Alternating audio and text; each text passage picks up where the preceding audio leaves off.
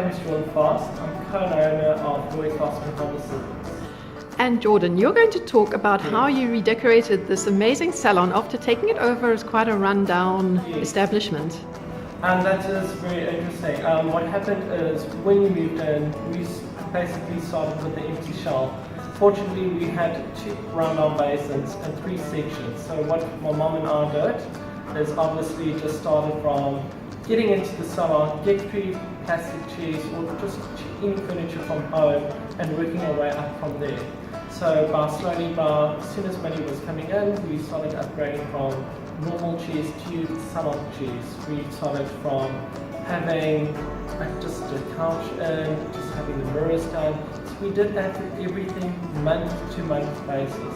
So we didn't have to cash out whole salon equipment and stuff like that.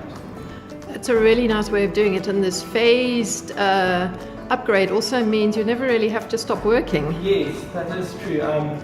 Clients always joke around with us. They say every time they come in here, they just see the salon just growing and growing. So we actually, together with our clientele, growing, so that actually the clients can see that money is also spent well, it's also looking after the place.